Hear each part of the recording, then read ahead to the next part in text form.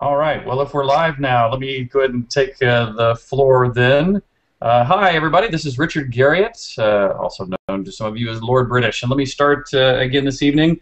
This is our second Google Hangout that'll be being broadcast live on YouTube and recorded for those of you who don't get a chance to sit with us here. We're very excited to be with you. We're very excited that those of you that have already backed us have taken us well beyond our initial goal. For that, we are deeply, deeply thankful. We're now trying to push to our higher stretch goals. You know, as many of you know, it's often customary, or at least statistically reasonable, that Kickstarters have a surge at the beginning and a surge at the end, as some of the people who are kind of sitting watching on the fence might be able to dive in there at the last minute to sneak in and get some of those special deals before they disappear. And that's what we're here today to do, is we want to talk about the stretch goals we've put in, as well as the things that we're offering in at the various levels of pledges, for two reasons. One, again, for those of you that already backed us, thank you, thank you, thank you. I know a lot of you have already upgraded your pledges, and if that's what you would like to pledge, or the most you can pledge, whatever it might be, thank you. Feel no pressure to adjust your pledges unduly.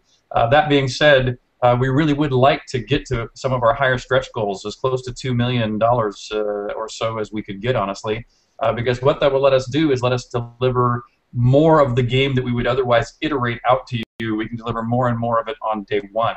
And obviously, the more we deliver on day one, that means the more of new material we can deliver in the second episode, etc.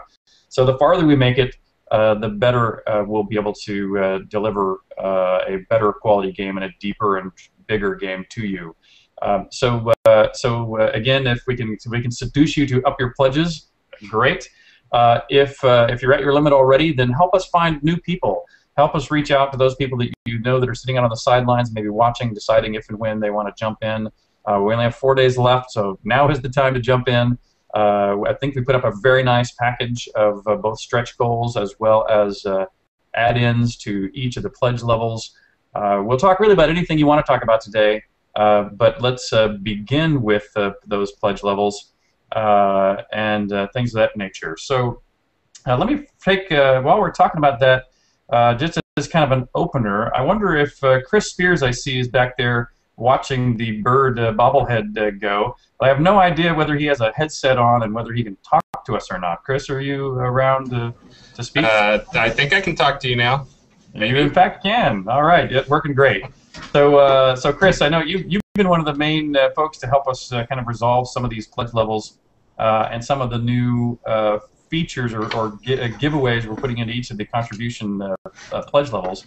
What in your mind? What are some of your favorites? As I've got I don't know if you have the list out in front of you, but you know, whether you're talking about stretch goals or some of the details of pledges, what are some of your favorites? I think kind of by design, we're the $100 and the $150 are probably two of the best ones. Just in terms, if you want to go all digital, the $100 one, and if you want to go, you know, the real full deal with the maps and all the goodies and all the physical stuff, the $150 I think is the biggest bang for the buck. And by the way, on that front, you know, just so you guys out there who are watching will know, it's not like we held a bunch of these back and then suddenly chose to reveal them to you at the later minutes. It was interesting on the SOTA website chat. I've had some people saying, like, I know you guys got a bunch of stuff in your back pockets you've been just holding out on us to reveal here these last days, which is really not the way this has been occurring. The way we've been coming up with these is literally we're listening to you guys on the chat networks. We're seeing the kinds of things that you were excited about that we've already given you, or that you're disappointed in, or think are priced too high, or out of your reach, or you know, too bad you did that and not this other thing.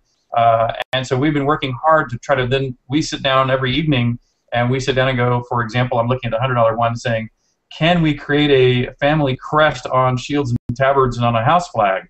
And then we go back and forth. You know, to me, I look at that and go like, oh my God, that's going to be impossible. And then you know, Chris and I and some of the rest of the development team start the negotiations, which is that something we really think we can deliver and deliver at this kind of value to the players? Any comments, Chris? That's pretty. I mean, there's a few things we knew that we were going to roll in there towards the end that we talked about before, but for the most part, that's I mean, that's dead on. A lot of it is stuff. I think we're actually going to have some more announcements just from feedback from these talks where we've had so many good questions and ideas that we are just now throwing up on the board. I think those will probably come in here right under the wire. So keep your eyes open for those people who have been asking for some specific things. And let me then also, I'm going to pass over to Rick here for a minute. Rick, if you don't mind, I know one of the things you've been doing of late is trying to really help us get the team organized to make sure everybody has had their chance. You could say either in the sun if you wanted to say what a privilege it was, or you could say under the gun if you wanted to say how much work it was to get everybody out in front of the live cam and chatting with everybody on either SOTA website or through that live cam. How's that been going? Oh, it's been actually really easy today. You know, when we first started talking about it this morning, it was funny too. We've had a few people that haven't been on yet, and it seems like you're like you said, under the gun, under the spotlights, and we've had a few people that thought that it wasn't going to go well and said, no, I'm not good on camera at all, and I'm speaking of Bob Cooksey in particular, who quickly became a fan favorite with his stories of raccoons. And man, Bob is a good storyteller. So I'm trying to pencil him in for a 3 o'clock Bob Cooksey story time every day. I think that would serve us all well and serve the community well. Great. Know, you know, that list came together really well. Put together a nice list, and everybody quickly signed up for that, and even people that said, I'll go in there for 5 minutes, we would lose them for 45 minutes, and it's really easy to get caught up in talking to the fans, and for me in particular, I'm not good at managing 3 or 4 communities at a time, so I've kind of stuck to the shroudoftheavatar.com chat room today, and that's been a lot of fun to just kind of get that back and forth, and it's real casual. So that was not a challenge at all for us today. Excellent. And Stephen, let me come over to you too.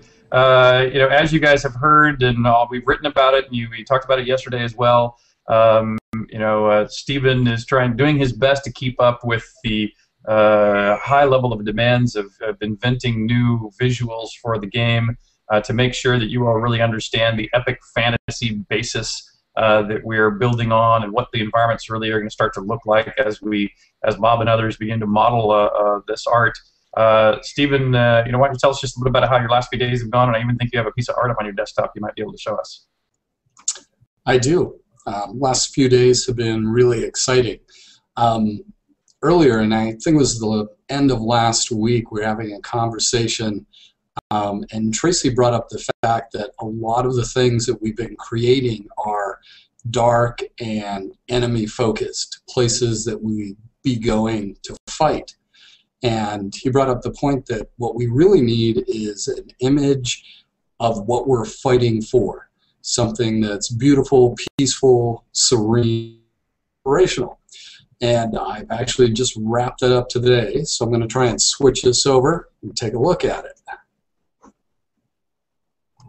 And this would be great. We think this will be going up on the website soon, but this is sort of the debut of this new visual area.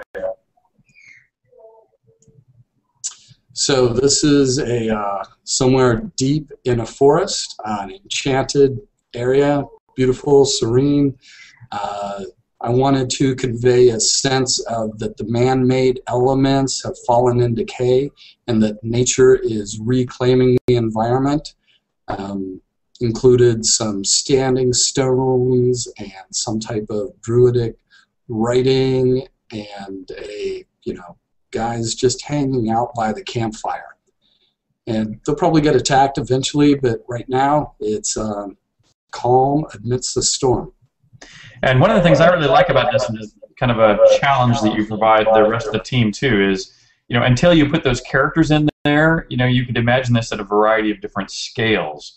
And as soon as you put those people in that scene, it became obvious that those trees in the foreground are monumental in scale. And so I'm sure that was not an accident, and is one of my favorite features of it, that now we have to see if we can get that modeled properly and see if we can make a play environment that we can we meander through, that it's at that level of grandeur. Definitely.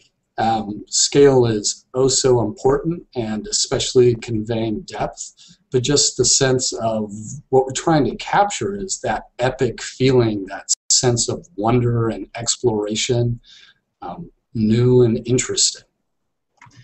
That's great, and I see that B has joined us too. B, have you had a chance to get online in front of the camera? I think I saw you skulking around in front of the 24/7 cam. How did that go for you?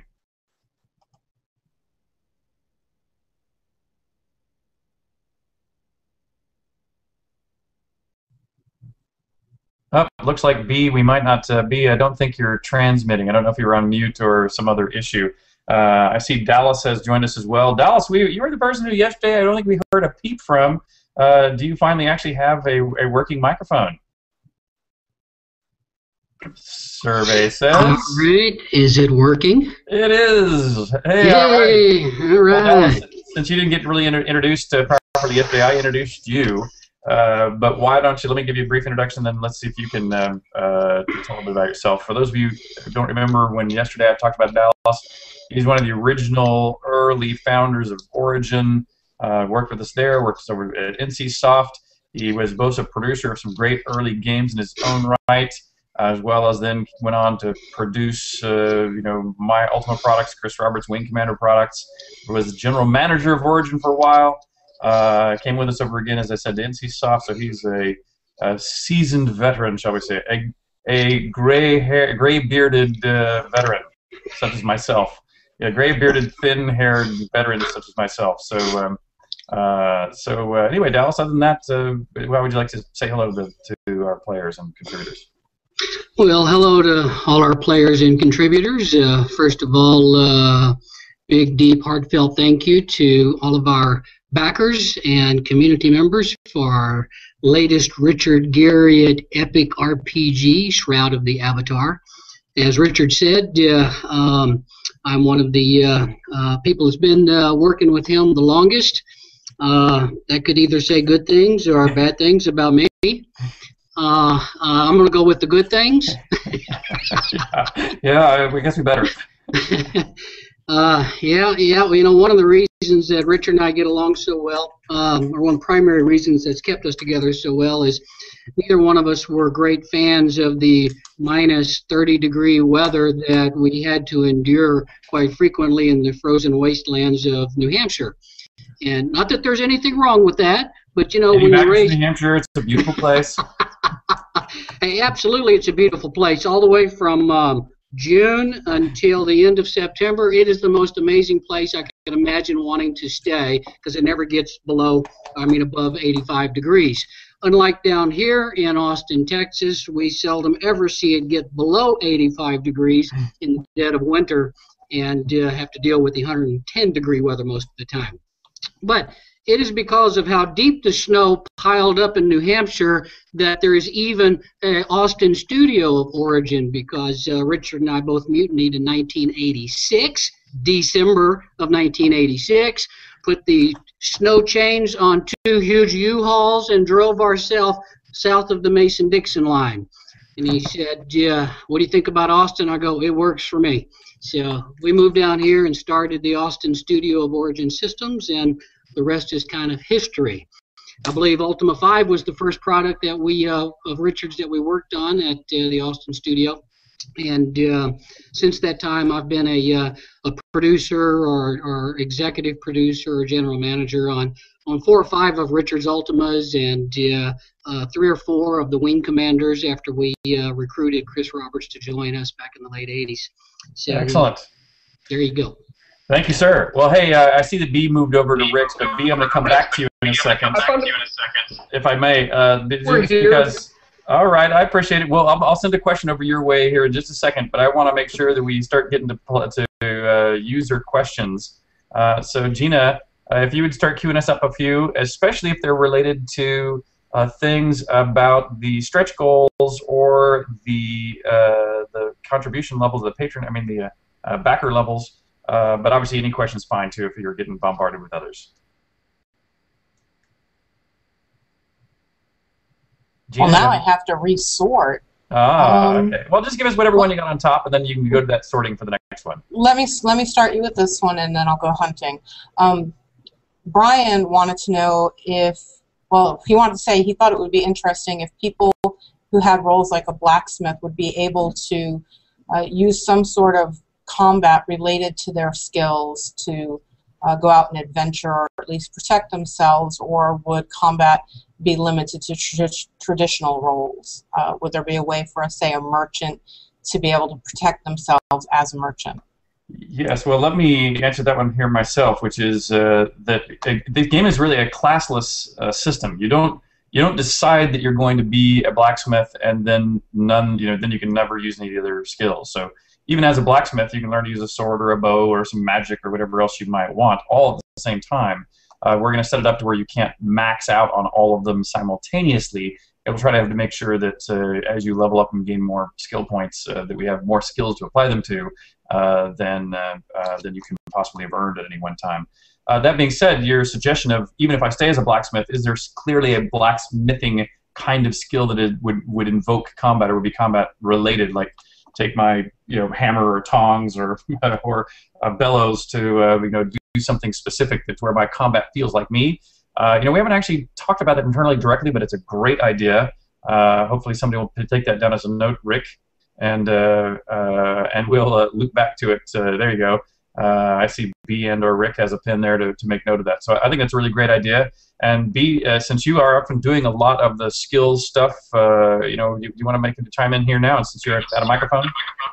Yeah, sure. I mean, I love the idea of kind of the traveling blacksmith. You want to make sure these crafting skills are mainly something where you're doing it, in the town, creating these things. But I think definitely, if you were a blacksmith and you were an adventurer, then there should be something you can do out in the wild that others couldn't do. So, that's kind of the way blacksmith existed at one point in time. You did kind of travel around and do different things. So I think in the middle between combat, sort of external, out in the wilderness combat, and sort of in the city super safe crafting, we'll explore every single crafting thing and give them sort of give them use out in the wilderness. And I think a blacksmith is sort of one of the ones that definitely supports a traveling blacksmith that can equipment or at least do something that. Excellent. Okay. So Gina, why don't we pass back to you? I was going to jump in and apologize if you're seeing bad connection problems. We're in a bad storm here, and I'm also in the middle of uploading a 2 GB video to YouTube. Oh, it's a 20-minute interview, which if Richard wants to hint at that, I'll let him, but if not, you guys will have to see it in a bit.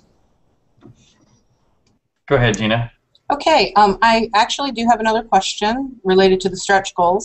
There's been some concern that, well, what happens if we don't reach the stretch goal before the end of the Kickstarter campaign in 4 days? Then what happens? Okay, so what those stretch goals are is each stretch goal we reach is a commitment by us to try to put each of those things in that stretch goal into the initial shipment of the game. And just like we said at the very beginning, when we're going to ship you a great game day one. We've already described this targets to you of story as powerful as U4, virtual world as deep as U7, and great multiplayer as well. Using UO as a blueprint. However, we're going to start with a finite amount of geography. We're going to start with a finite number of skills. We're going to start with a finite amount of emotes and gestures, et cetera, et cetera. By all means, anything you ship with is finite. The good news is that since we're an online game, even if you're playing solo player and offline, you can get patches to the game features in an ongoing way. And so by making these stretch goals, it means you're going to get as complete and a high concept of the vision that we would like to deliver you as possible. To the degree we don't make those stretch goals, it means those features may show up as patches in later, installments, built out of the revenues of the ongoing game sales when it goes live, or later on in our financial raises and partnerships and other ways we might bring money in. But each of those stretch goals sort of represents to us how much money somewhere we need to find within the company to be able to execute on those pre-release. So obviously that's why we're trying to reach at least, it'd be great if in the next few days we could get close to that $2 million mark. We'd really like to make that. That's the game that in my mind we'd really love to deliver. Obviously that VR goal that we put a little further out is kind of cool. Obviously that's something we're going to want to pursue over the time regardless. But the further we make it down that list, the bigger, bolder game we can deliver day one. Gina? Siebel wants to know if injuries will have an influence on the physical abilities of a character. For example, if they have broken bones, how will that impact them? Oh, I'm not even sure any of us have discussed that. That might be another for you, B, and B, maybe Chris, one of you two might have just an off-the-cuff, non-committal answer to that suggestion. Yeah, I mean, games like Fallout did that stuff very well, where we had a sort of had like a model of the character, and then if your arm was damaged, you couldn't do certain things. So, I mean, I like that in a realism sense. It's probably more of an extension of the character class stuff. So maybe not an initial thing, but I like the realism of it. I like just the restriction it puts on. So yeah, there's some games that have done that in the past that I think have been successful. So I like ideas like that, and it sounds interesting. Something we should at least pursue and talk about in the future. Chris, you want to throw any thoughts in there? I was going to say that scares the animators when you start talking about people with wounded limbs, trying to figure out all the different combinations and the ways that we have to blend those animations on those things. As an idea, I mean, it's one of those things that I know from like pen and paper RPGs. There's a lot of games that have that type of stuff, and it hasn't really been done well in any RPG. I would definitely put it on the let's get to a fun game point and then start adding those things in. And I think, as Richard was just saying, that's kind of what we're shooting for. Is this is the money to get us to a fun game, and then we're really going to be paying attention to feedback and rolling your ideas and features in. And that's actually one of the things we really learned about UO. I mean, I know I've said this a number of times before, but in Ultima Online, we didn't let in very many people very early. We had beta testers in, but when the game was mostly complete, and the mistake of only letting beta testers in when the game was fairly complete is it was only in that 11th hour did we realize, well, first of all, how hard the servers would be to keep stable. But also things like how underwhelming our very popular fishing simulation was, and how totally ignored and a waste of time our virtual ecology was, since there were so many people in the game that just killed off everything they could see as fast as we could spawn it. And so we wasted a bunch of money on things that we didn't frankly need to do, and we could have really made a bunch more features with that same money that would have actually been even better for the players. And so that's what we're trying to do, coming to you for now. That's one of the main reasons we're doing this Kickstarter, is because we really want your ideas like that, so that once we get the core game loop finished, we can then begin to enhance the game with the things that you guys find exciting, because we're making this game for you. This is your world we're creating. We have our own ideas about what we'd like to do. I think we know pretty well what our technical limitations to what we can do, but we really are trying to make sure we produce the game that you want. Gina? Okay, I have one that has to do with the music stretch goal that we just reached. They want to know if MIDI will be available for them to play real instruments, to actually play their instruments in-game, or how that will be handled. Wow, Chris, do you dare take that one? Are you prepared to take that one? I don't even know your answer. So I actually did some looking to see how tough it would be to support MIDI. And it is not trivial. It's one thing we'd have to implement per platform, which is a little bit of a pain. Like per platform, I mean like one implementation for Windows, one for Linux, one for Mac. It's definitely doable. I think for the start we were going to be, keyboard and clicking type stuff rather than that. But again, if we see something show up, we're using a pretty wide open platform in terms of plugins, and if we see one show up in there, we can definitely get there if it's low-hanging fruit. That actually makes me wonder then, Chris, that might be a thing to go back to the user base for, that if the users have a suite of tools, they can, it sounds like that might be one of the things we can go back to the community and see if anybody has the proper tool to link in from MIDI to what we end up using. So you never know. Personally, for me, what was really inspiring to see years ago when Lord of the Rings Online shipped their game, they implemented a system where you can use public domain ABC files and have those on your hard drive to be able to play any songs that you want to. And man, that was a lot of fun for me and I've kind of spread that thought process around here. For me personally, that's something that I think I'm going to continue to fight for, that hopefully when we ship the game, we'll be able to have support for that ADC song file system. It was really cool, a lot of fun to be able to put, you know, some of your favorite songs. If you happen to have old music that you like music from old Ultimas, you can get that in the game that way. Gina? I have a question that Jonathan put in on our forums. He wants to know if he could have some brief assurance that long-term playstyle will be viable for him.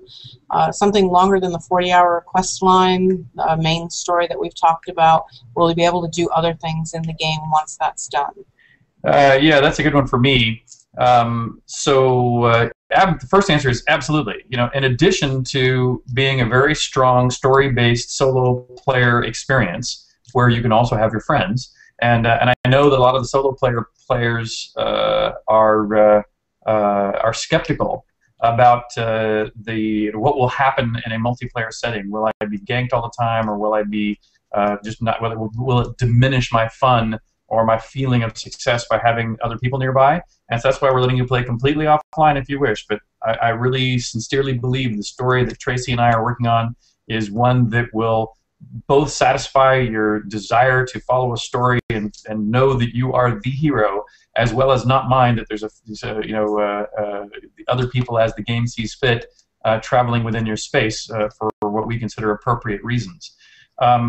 But even if you were just to rush through that story, not only is that story enough content to be what I'll call a traditional Ultima and total scope, but don't forget that if you at least play in the minimum online way that we suggest, which is to allow the persistent world to be updated, all the different shops that people are building are going to be growing and changing. The ability to buy and sell specialized equipment will be changing. The rich life that you will have, even as a solo player in this virtual world, I believe, just like UO has, in a massively multiplayer sense, has unending amounts of continued content interest. I think that even if you play solo player, you will discover that the activities that we have planned for you beyond the plot thread will keep you engaged for a very long period of time. Plus, don't forget that we're not just shipping one round of content and that's the end of it. You know, we're going to continuously be adding new quest lines, continuously be adding new dungeons and points of interest to explore, continuously adding new islands, and so fear not, you won't just play this for 40 hours and be done. No matter what mode you play in, you have a lifetime of entertainment ahead of you. Yeah, I definitely echo a lot of the same sentiments that Richard said.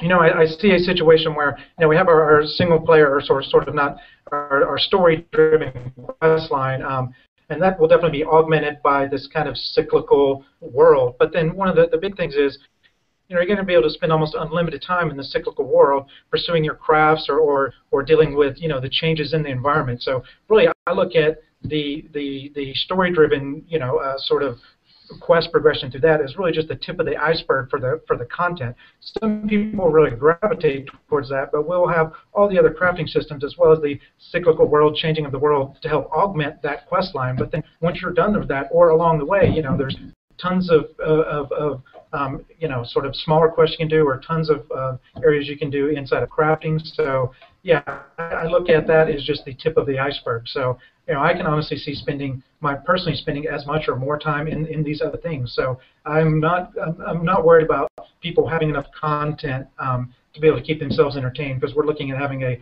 really full crafting system and a full cyclical world that is constantly updated with our changes, as well as this really epic storyline. So I'm not concerned at all with people having enough content, having enough stuff to play. Great, thanks. And Gina, you want to pull us another one?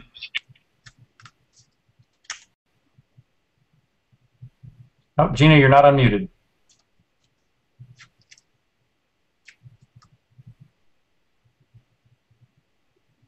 Aha, Gina, I don't know if you tried to mention something there to us, but we did not hear the next question.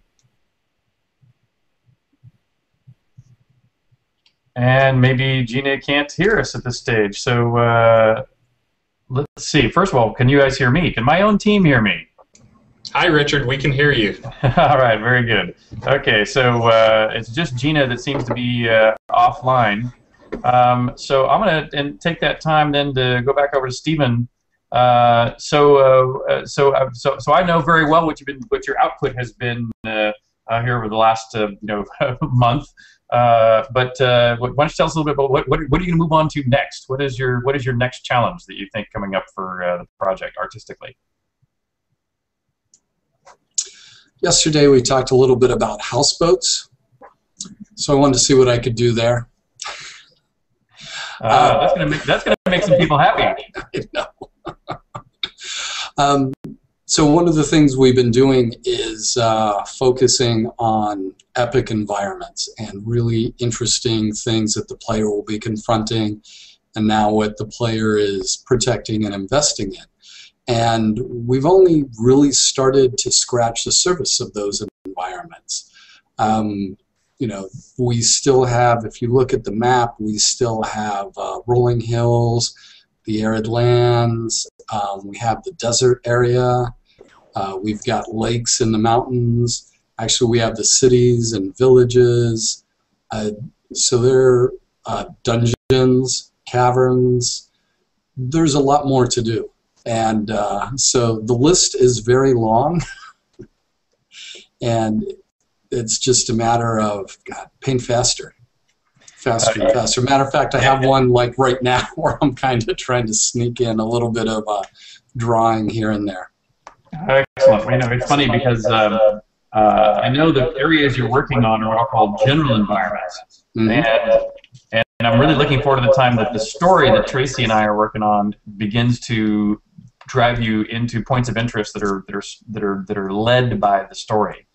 And we kind of have some hybrids that were kind of part led by the story and part led by visuals, like Skull Island as a case study, which we chose as a point of interest, but was eventually built and kind of backworked into the story at the same time, kind of happened mutually. But in any case, let's go back over to Gina, see if she's back online and has another question for the group. I am. I completely crashed. So thank you for bearing with me. And can you hear me now? We can. Awesome. Our next question comes from Lori, and she writes that she would like more details about how players and OPO will be involved in other people's quests and how people will be involved in their quests. For example, if she decides to save a gypsy as part of her story and there are other players in the area doing the same thing, how will that work? Okay, so Rick, let me give a little preamble, and maybe you can talk a little bit about this too, Rick, since I know you're building out some of these levels. Which is, first of all, let me just note that our technology, because we're doing this kind of ad hoc multiplayer, we have the ability to force people into private areas if we need to for story purposes. So if there is a demand on the story that says, this is so complex that we really just need one person there, then we can just make that happen, so to speak. Not only just block your friends from coming in, or have the other two friends fall in a pit and go somewhere else. But I know Rick has already been working a little bit about how to manage flag sets and other things. Rick, do you want to talk about the problem a little bit and some of the solutions we're considering? Yeah, I can really only echo what you're saying. Part of the process early on has been us trying to figure out exactly what tools we have in our belt to be able to do these things, and we have many, many tools to do it. I think, however we decide to approach it, we'll be able to do exactly what we want to, which is a nice situation to have, but also then that sends us back to the drawing board for us to really figure out the details to the questions that we're talking about right now. And we're certainly lucky that we're going to be able to figure out for any particular period of time exactly what that means for that situation. And I expect that we'll want to, and we will do all types of those things. There will be important moments that are central to an individual character, and we'll figure out how to isolate that person for that particular moment. But part of epic storytelling, grand storytelling, when you have friends, is you want your friends to be a part of that story, and friends in the real world, and also friends that you've made with the NPCs, all the important characters that you come across. And that's been where I was having a lot of fun dealing with that stuff. Yeah, and now let me also say for directly to that question. So far the handful of plot threads that we've got operating in the prototype, it unearthed this exact problem, but so far we've not found it to be problematic. We have enough ability to do things like, for example, know if this is really something that everyone needs to be able to complete, how to share those completion flags across the group, or if it's really more important for one person to just keep it favored to that one person. So far we've not had story problems that have made it unsolvable, and still we've been able to keep it, relatively clean in what it feels like to you as the player. Which is really, I think, the goal. We knew that we could technically solve it, we just wanted to make sure it was motivationally solved. I agree with all that. I'm looking forward to staying in tune with you and Tracy, and I'm pretty sure anything you guys want to do, we'll make sure that we're able to do it and do it well. All right. Well, I see Ultima Escape from Mount Drash being held up there by Chris. It was funny. This morning, Chris came to me, or he was trying to run the live camera. And somebody had asked something about Ultima Escape from Mount Drash, and Chris goes, "Ultima Escape from Mount Drash? What the heck was that?" And I told him it's probably the rarest of rare Ultima artifacts. It might be, well, it may not be as rare as the original Akalabeth in a Ziploc bag. That's probably the rarest of all, but it's right up there. It was a VIC-20 version of Ultima created by Keith Zabalawi. Keith was the guy that helped me create the first, my very first game, Akalabeth. He helped me do some of the graphics and some other things with it. And so if you look on the Akalabeth stapled together packaging, which I think Chris might also have, you can see Keith's name on the bottom of the back of the Akalabeth packaging, there by the copyright 1980. And there's Keith Zabalawi. And he wrote, when I took Ultima 2 over to Sierra Online, Keith wrote that little dungeon crawl game, and Sierra said, "Well, we'll publish it, but only if we can call it Ultima Escape from Mount Drash." So, thus, even we were already working together personally, but it was something we branded as an Ultima just before its release, and since it's on a cassette tape for the VIC-20, it's understandably rare. Anyway, back to Eugenia. And actually, before I go back to Eugenia, I'm sorry, Dallas, do you even remember Ultima Escape from Mount Drash? Did that predate you? Yep, that predated me. It sure did. I joined you at the completion, right at the completion of Ultima 4. I think y'all shipped Ultima 4 the week that I drove my truck up to New Hampshire. Well, yeah, okay. But do you remember it coming out, or is that such an obscure one that even you're not familiar with it? No, it was either too obscure or it was a little bit before my time. I bought my first Apple computer in 1980, but it wasn't until 1981 that I went to work for the computer store that sold it to me and started stocking all the games. So about that time, Ultima 2, I think, Ultima 1 or Ultima 2 was the big one. Yeah. All right. Okay. Well, back to Eugenia then. Let's get another question. Okay, our next question comes from Andy, who's a very frequent contributor. He wants to know, how do you try to keep more casual and advanced players happy at the same time without alienating one of the groups? Is it a big problem, and how do you deal with it? So there's no question that it's one of the numerous challenges we face, but I'm actually a believer that if you go, let's go out of the games industry and talk about movies for a minute. If you go see a great movie, and I'll use Lord of the Rings since it's good, medieval fantasy. When you go to see Lord of the Rings, I don't think you have to be what I'll call a hardcore movie fan to recognize the power and brilliance and have a deep appreciation for that movie. But one of the reasons, there's a number of reasons why it's successful. In addition to the great story and the whiz-bang effects, etc. It's also the medium of being and sitting in a movie theater is pretty darn accessible to anybody who's willing to sit in the seat. And by delivering it in a format that's not any longer than 2.5 or 3 hours, it means you're not going to run off the people who are not willing or able to sit in the theater for any longer than that. And so I think that even when you're trying to bring to the market something that is very deep and very advanced in the sense of sophistication or complexity, I don't think that inherently means that you have to assume that no one who is lighter can appreciate it.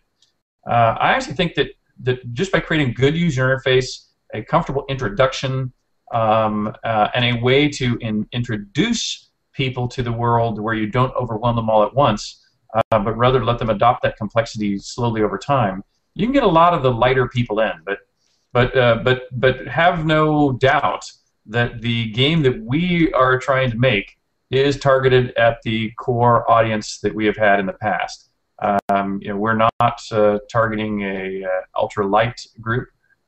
We are targeting people who know what it is that we're building and likely therefore know that they will like that. But at the same time, we're trying to use all the modern tricks of the trade and make sure that we can sweep up at the same time as many new players who have never had a chance to play any of our games in the past, and make sure we don't scare them off day one. Gina? I have something going off in the background, which is very odd. Next question comes from That's AllGamer. my phone. Sorry. The next question comes from AllGamer, and actually had a similar question over in Google. Wants to know how surnames are going to be handled, specifically the use of the last name. Will they be able to share it? Will it be unique to the player? And if they choose to, say, get married, can they then take on the other's surname? Chris or B, have you guys put no? I know we've talked about it briefly, but do you have again a not? We shouldn't. It's not. At least we haven't vetted this through the full commitment process. But what is your guys' current thinking on first and last names? I think I need to pass to B on that because my phone went off and I was completely distracted by that in chat and missed the question. I'll take an F. I really like the formalization of relationships inside of the game. I think that's a neat thing. I think the key is with the last name is a lot of games I've seen do it that it's shared amongst a certain account, or is it that people can officially become brothers? I like all those concepts. We just got to figure out how to roll it into the game. So I personally love, a biography you eventually write that sort of evolves over time, and being able to formalize relationships in the game. I think it would be cool if, the head of a guild were these three brothers, or if, people can, do more things to have, like I keep saying, formalization of those relationships. And I think that's invaluable to us, too, to see how the players are mingling together and sort of to pull data off of that and create some interesting game situations like that. So we haven't necessarily discussed that specifically, but I think that's such a framing thing that it's not necessarily a lot of work. It's just a lot of upfront design, making sure that it's all done right. So I'm excited about things like that, and interested in hearing kind of more from the players what they want from that. But I think a formalization of relationships like that is a great idea and leads to sort of more the community and just an interesting aspect in the game. Excellent. I noticed also that one of my microphones is unmuted. You hear my screaming baby in the background, so we're talking about the baby screams. But Gina, another question? Our next question comes from Robert, and it's actually another common request. Can we please have a place to write our character's biography and their backgrounds and display them to anyone who wishes to see them in game? Let me start with this one, and then B or Chris, you might be able to step in and describe this technically better than I could. We've heard a number of people request the ability to write books, and one of the things that I'm going to talk about books and a journal of your history, and blend those two together. I'm a big believer in, and one of the things we've been trying to put in these stretch goals that I've been the proponent of, is the ability to make, quote, artistic contributions into the world, and whether that's truly a unique weapon, or with, of course, your unique name on it, or a unique piece of art, or put on a unique play that or performance of some kind, be it through the musical instrument system, or standing up and telling poetry on the stage of the theater. Those, I think, are all ways we want people to be able to do artistic contribution into the environment. The books are another great way to do that. And we'd already talked about, while we are trying to avoid things like a quest log that you click on and you get an arrow on the map that takes you to the next place that you need to go, We also don't want to make people like write down everything they ever hear from every NPC and have to refer to physical notes to go back and track that. And so we've been working out what level of automatic logging can we provide for people so that the general course of their life is remembered and is therefore shareable. But somewhere around that technology, somewhere around the technology of a book that you literally write and leave on a desktop somewhere, because when you do, you can just click on it, it downloads the text from the central servers. It seems like it shouldn't be particularly difficult for us to be able to support. But I'll let B or Chris chime in and talk about how they feel about how and where and when we might be able to put in journals and books and those sort of things. From a tech side of things, the books don't scare me at all. I think they add a lot, especially with how much story we're going to have. Why am I getting so much echo, I wonder? But anyways, yeah, the books I think actually add a lot, and I think just because of the length of the story and the amount of text that I know is going to be generated and the number of characters involved, I think being able to have the journal and have books that you can actually give to other people, write stuff down, and I think is going to be critical for the storytelling. Yeah, there was some threads on the forums previously about that I read about writing books, and I see sort of a nice sort of evolution of it as, initially we have some sort of thing where it's part of, the storyline that we're creating, but we definitely want to get to a point of having some user, created this. The issue with that always is vetting it so that, there's something crazy doesn't get out. But I think since we have this method to where you kind of control who you see, then maybe we can come up with a way of that a book can exist and then gets vetted before it gets out to everyone else. But personally, what I like about the books is, is that, we want the players to kind of, we're going to set up a certain history of it. But I think what would be exciting is the players to write themselves into kind of the fiction of the game a little bit. If we have big guilds or big things like that, while we have sort of, a certain standard storyline that players can begin to write these things and kind of become part of the world, so that now there is this, tome describing this person's guild and how they became to this world and the things that they've done. So I look at it as a process of kind of vetting the information like that. But personally, I'm really excited about user-generated content that kind of becomes the world, helps define the world, especially when it is this artistic thing, because that is just a strictly creative thing that people can come up with some stuff that, we couldn't even do. So I think it's one of the things that technically not that difficult. It's not a core crafting system thing or a core system thing, so it's kind of a secondary thing, but it definitely fits into that kind of role-playing aspect and expansion of the world and the world kind of evolving, not necessarily just like, the fact that weather or other things that evolve, other cyclical events. I think we want sort of the narrative that is the world to evolve as we release new episodes and to make sure that the players and the big people are part of it. So I see those as a method to kind of get to that. So I think from a role-playing perspective, it's totally awesome. Just got to figure out how to vet the content. Yeah, that's great. So in any case, there's been so much chatter about books. At least I, for one, I'm hopeful we get that in early, just because I think it would be a great way for people to be part of the world for real. Gina, why don't you give us our next question? Okay, our next question comes from the forums, and they want to know how we're going to handle the land grab when we first launch for people who have homes that they've gotten through the Kickstarter. How will they be able to select their lot, and how we plan to deal with the onslaught of people all running for the same places. Chris, you want to take that? Sure, and I'm assuming there's basically going to be two land grabs. There's going to be the one that the Kickstarter people have, and then once all the Kickstarter people have their stuff, at some time after that, there'll be a second land grab that'll be people trying to grab any houses that weren't handed out during Kickstarter. We haven't decided yet. I've been talking with a few people in the forums, and there's a couple different options, but it'll probably end up being either just like a lottery type system. I hate the idea of making it random, just especially as a guy who works 12 hours a day, and the idea that I'm going to be at work while somebody else is grabbing the best lots out there. So my best guess right now is that it will be some type of lottery system, and we'll just do it randomly and let people, have some 24-hour window to pick their lots. But right now, nothing is finally set for sure. So we'll be definitely be a hot point of discussion. But I think that, by the way, that one of the things that we can say too is that definitely if you look at the sales of houses during the Kickstarter, the houses are something you put at a pretty high price, and so by no means have they all sold out. And so I think that if you have a house in the Kickstarter, you're going to be pretty safe to be able to get a piece of property that you'll be very happy with. There's well more than enough truly prime real estate to cover everybody that's here in Kickstarter. The issue is going to be what happens after the Kickstarter, and especially for what I'll call when the game goes live.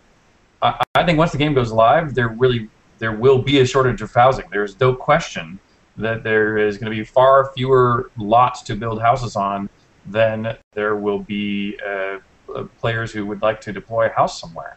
And so that's one of the reasons why I encourage you all, if you're interested in a house, which I hope that many of you are interested in the persistent world would want to have, get a house during the Kickstarter if you can, because that very much assures you that you'll be able to get one of the prime pieces of real estate straight off. And also, just on the similar topic, people were asking if houses, are they going to decay? The Kickstarter houses won't have upkeep. We're putting upkeep on most houses as just part of the game balancing mechanic, that we need houses to have an upkeep and decay if they're not kept up, just so we can get idle players out of the way. If someone hasn't logged in a while, we want their house to decay and eventually be foreclosed, and their deed and house deed returned to them, their property deed and house deed returned to them. So there will be decay on the houses, so that if people aren't there for a long time, their house will become vacant and the lot will become available. And it's important also to point out that what that means is, just like you were to sell the lot from under your house will basically be put in the bank. And so if somehow that were to happen on accident, you could buy another lot and deploy your house back down on a new lot. But again, the rare commodity, the tough commodity is the lot. And so get your lots now. All right, Gina. Next question comes from Bioforge. He wants to know what the current status of the music is. For example, have we settled on a composer, or will it be self-composed or orchestral? Well, of course, we're in talks with one very prominent composer of a very prominent piece of music from our works of the past. You might be able to figure out who that is. And so we hope to have at least that person back on board. But we're still in discussions with for the rest of the music. We're still in discussions with a number of people. In fact, we've had some people in the community who have contacted me directly, who are composers who are saying, look, whether or not you give me the job, I want to contribute a piece of music to this game, and that's the kind of help we could sure use. So in any case, if you've got some great ideas of either people we've worked with in the past that you really like, or people you'd really like to see us bring into this game for music, we haven't settled on that completely, so that's open for discussion. Gina? Next question comes from James. He wants to know how things like trash mobs are handled. He feels they're a bit boring going through the same mobs over and over again. Well, I would agree with that, and so it's really funny. It was actually back at NCSoft. It was, maybe Dallas will remember this. Who was the other seasoned, the veteran game developer we had on board that had a sign on the front of his area that was, no clubs and rats? Do you remember who that was? You don't remember? No, the other veteran at NCSoft that was there for a while was John Van Canegum, wasn't it? Yeah, John. It was John. Yes, exactly who it was. Thank you. And John's another great role-playing game developer, and we both share that particular mantra. And not that we haven't both done it. We're both guilty of the, hey, let's start a game and start everybody out with a club and let them go beat up on some level 1 rats that are just outside the first level town.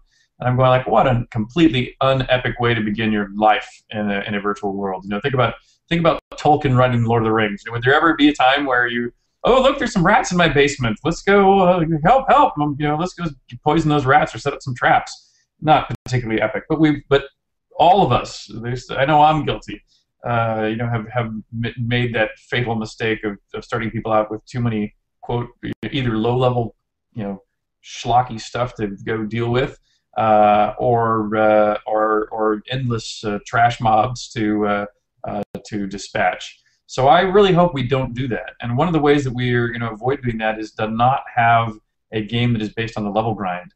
You know, the content of this game is not gated in the way that a lot of other games and a lot of other role-playing games especially are now gated these days, where there's level 1 monsters, then offensive level 2 monsters, then offensive level 3 monsters, then offensive level 4 monsters, and thus your life exists for eternity. And so I hope we keep that to a minimum. Gina? Okay, I think we have time for one more question, and then if we want to wrap up. AJ Ryder wants to know about burglary and pickpocketing. Is there any chance of those kinds of skills being in the game? Chris, did we put anything in those in the stretch goals, or did we chicken out and they're not written up formally? I'm forgetting what we put in there. I think the biggest debate we were having is to how to group things in terms of calling them. I still want to call them the subterfuge versus burglary or thieving. Rogue. I call them rogue stuff, I think. Yeah, you call them rogue stuff. I like subterfuge better just because it fits better with the lack of classes in the combat, defense, and subterfuge categories. There will be some there. I'm guessing there are more specific questions. Probably has to do with, am I going to be able to rob players who do not want to participate in PvP? And I think our answer for that is probably still yes. Again, I think there's still plenty of ways that we will be getting PvP players and PKers the experience that they want, and just as we've already mentioned, we have the option of socially filtering who you play with and who you see.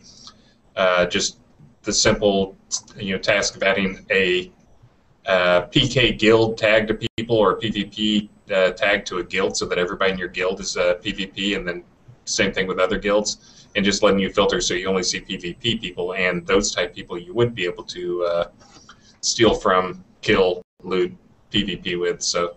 And while I agree with that, by the way, I still, even though I know it's hard to convince people that this is the case, and we have the camps. We definitely have the, I never want to see another person, and I definitely don't want to have them ever possibly interfere with my health and happiness without being stolen from or ganked. Strong opinions that way. I get it. We recognize it. We have the other side of the coin where people are going like, man, if this is not the fully open UO world where the sky's the limit and I can become a rogue carpenter and build chests of drawers to trap somebody and throw a flask of oil on the inside of that space, then I'm just not interested. I really think we have a plan that we don't want to. Well, it's not complete enough to be able to describe in great detail, to be honest. But also, there's parts of it that I think the elegance of it is why it works, and from a gameplay standpoint, has to do with the story that we're telling. And so pardon us for not revealing parts of those details, but I believe that what it will do is more even than the opt-in and opt-out. I really believe it's just going to be pleasant to just let it happen. And there's going to be plenty of ways to be safe if and when you think it's important. There'll be plenty of ways to be in danger when you decide that for you it's the right path for you. And same thing true on the thief and the PK side. Fear not. You're going to have plenty of targets that are available to you at plenty of the time. I don't think the fact that we protect some newbies from you every now and then will diminish your evil tendencies. But I know you have to prove that to you. And that's a challenge I'm willing to take on. Okay, so let's go across the room, other than the empty chairs. Hey, Dallas, why don't we wrap up? The thing I would do, like you guys all to do, is encourage people to stick with us through this, and consider how if you're fans, that we hope you are, if you're contributors, which many of you already are. I really hope you'll consider figuring out how you can help us push this thing as high as possible over the next few days. And so, over to you first, Dallas. Well, the social graph is probably the most powerful way that all of y'all can help us. If you can go onto your Facebook page, or if you have a Twitter account, please go post. Send out a plea for help to your friends to come in our last 4 days of our drive and help contribute to Richard's and this team's next great RPG. Thank you. And go right over to Gina. Can I mention the quest we were talking about? May. Oh, awesome. Momentarily, as soon as I'm done juggling this, there will be a new quest from Your Lord British on the forums for you guys. And what we're asking is for you to make the most epic fan videos ever for Shroud of the Avatar. All the details will be on the forums, and I'll be getting that information out in a couple other places as well. If you're interested, definitely check it out. We're really excited to see what kind of stuff you're going to come up with. It should be a lot of fun. And you can say, you might want to mention too that it was inspired by the Shroud of the Avatar cake video. If you haven't seen the epic cake, there's a link in the write-up for the contest. You definitely need to check it out. It's pretty awesome. All right, Chris.